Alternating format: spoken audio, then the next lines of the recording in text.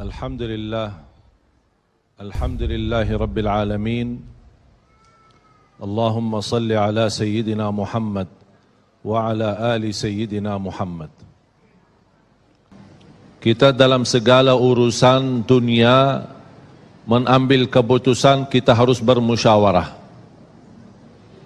Tapi kalau dalam hal ibadah tidak semestinya bermusyawarah. Artinya kalau kita mau laksanakan kewajiban kita, masa kita bermusyawarah dulu? Allah Subhanahu wa taala memanggilkan kita untuk menunaikan salat kita 5 waktu, tidak perlu dimusyawarahkan. Kalau kita sudah mendengar hayya 'alas salah, hayya 'alal falah, segera tunaikan kewajiban kita. Kalau kita perhatikan dalam Al-Quran, banyak ayat-ayat yang Allah Subhanahu wa taala ikatkan salat dengan zakat, atau bahasa lain salat dengan infak, sebagaimana firman Allah Subhanahu wa taala di suratul Baqarah, dan saya yakin semuanya hafal. A'udzu billahi minasyaitonir rajim. Bismillahirrahmanirrahim. Alif lam mim. Dzalikal kitabu la raiba fihi hudan lil muttaqin. Alkitab ini petunjuk bagi siapa? Bagi muttaqin. Dan Allah menjelaskan sifat-sifat mereka. Kalau kita ingin meniru mereka, ingin bergabung bersama mereka, ingin menjadi seperti mereka, ikutilah penjelasan Al-Quran. Siapa sih al-muttaqin ini?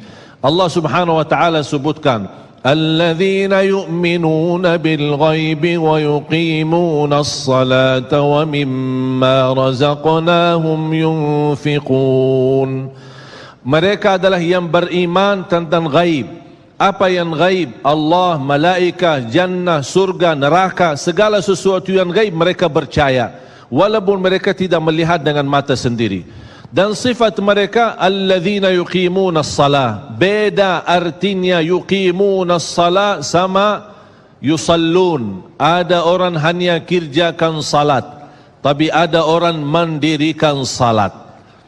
Ada 2 orang salat di saf pertama, sama-sama ruku', sama-sama sujud, sama-sama membaca Al-Quran, tetapi satu diterima oleh Allah, satu tidak diterima oleh Allah.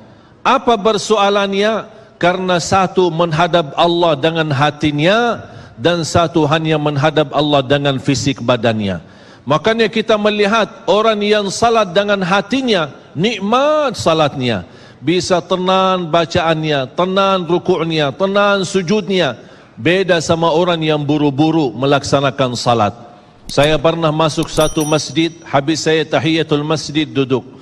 Saya melihat seorang baru masuk dan juga tahiyatul masjid. Saya melihat gerakan salatnya, subhanallah, bukan subhanallah, na'udzubillah, luar biasa cepat.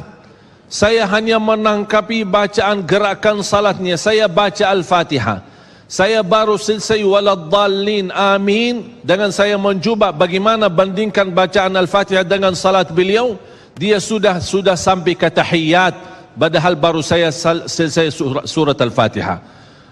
Salat apa ini yang kita kerjakan? Banyak orang-orang berlomba-lomba seolah-olah ada juara. Siapa yang paling cepat selesai salat dapat juara 1. Inilah yang terjadi dalam keadaan kita. Makanya kita merasa tidak nikmat salat kita. Yang kita hanya kejar seminar khusyuk dalam salat, latihan khusyuk dalam salat. Sebenarnya Bapak Ibu biar faham, tidak ada perintah dalam Al-Quran memerintahkan salat yang khusyuk. Tidak ada perintah dari Rasul salat yang khusyuk. Salat khusyuk itu apa? Salat yang khusyuk hasil dari salat yang tenang. Allah perintahkan ketenangan dalam salat. Ar-Rasul SAW memerintahkan ketenangan dalam salat. Kalau sifat khusyuk adalah sifat orang mukmin yang melaksanakan salat tumaknina. Qad aflahal mu'minun alladzina hum fi salatihim khashi'un. Ketika ada seorang datang ke masjid di zaman Rasulullah sallallahu alaihi wasallam, masuk masjid tahiyatul masjid, selesai salat dia datang kepada Rasul mau salaman, Rasul tidak menjawab. Bahkan Rasul berkata, salli fa innaka lam tusalli, salatlah karena kamu belum salat. Dia pergi ke depan, salat lagi, selesai balik lagi bertemu Rasul. Mau salaman, Rasulullah SAW tidak menjawab. Salli fa innaka lam tusalli, salat dulu karena kamu belum salat. Sampai 3 kali dikasih tahu oleh Rasulullah SAW. Akhirnya orang berkata, mohon maaf ya Rasulullah, saya tidak tahu selain ini salatku. Gimana? Kata Rasulullah SAW, fa idza qumta faqum mutma'inna. Kalau berdiri, berdiri tenang, tumaknina. Tumaknina salah satu rukun di dalam salat. Tidak sah salat seorang tanpa Al-Fatihah, betul? Sama tidak sah salat seorang tanpa tumaknina. Baca tenang, rukuk yang tenang, sujud yang tenang, wallahi akan terasa nikmat. Dari hasil ketenangan dan upaya dan ikhtiar kita akan muncullah rasa khusyuk.